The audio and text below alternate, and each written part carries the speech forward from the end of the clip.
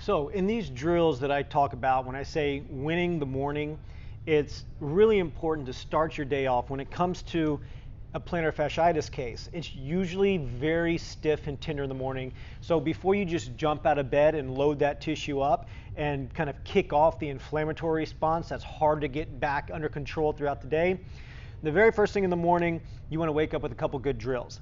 Now, even before first thing in the morning, there are some things that people have had success with in terms of wearing a plantar fasciitis brace or boot that you actually, while you sleep at night, it's just a brace that kind of holds your foot in a good position. So check those out if you've never heard of that.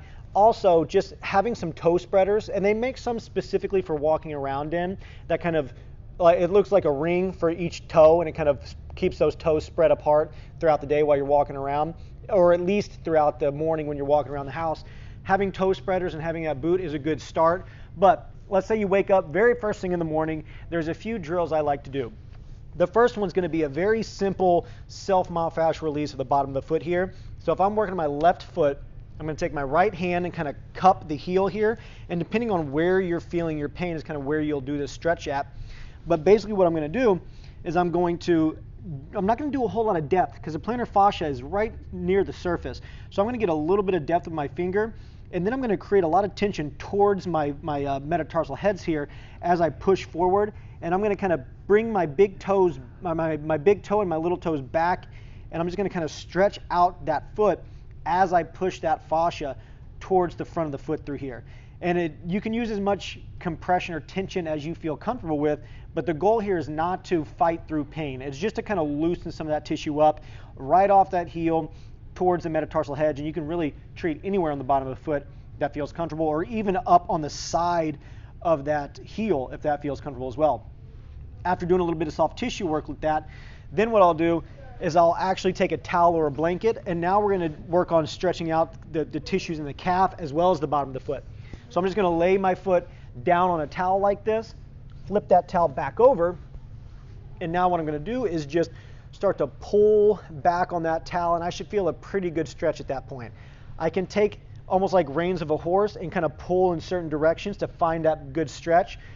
But again, first thing in the morning, we don't want to really stress the nervous system, so we don't want to stretch through a whole lot of pain. We're just trying to find where we get that little bit of stretch, and this towel will also bring those toes back, and then it's just slowly breathing and relaxing through a stretch for about 60 seconds or so as we start to loosen up that tissue. Now the very last thing I'll do is what's kind of a foot and handshake. So the goal with this is to get these kind of metatarsals and the midfoot really opened up from a joint standpoint. So I'm going to interlace my fingers in between my toes like this, and then what I'm going to do is I'm going to, with the other hand, grab up kind of on midfoot area, and then all I'm going to do is just start to kind of do figure eights here in one direction versus the other direction, and I'm going to do about 5 each way, and then after that try to sink those fingers a little deeper in between the toes, kind of like we're talking about with those toe spreaders, just to really open up those joints in the foot. And I'm going to go about 60 seconds with that. So those 3 drills, just a myofascial release on the bottom of the foot, the towel stretch, as well as this kind of foot handshake. Those are great ways to win the morning and will really set you up for success later on down the road. So in terms of other stretches or other drills you can do as part of a routine, this is something that's normally done 1 to 3 times a day, depending on the availability you can do it.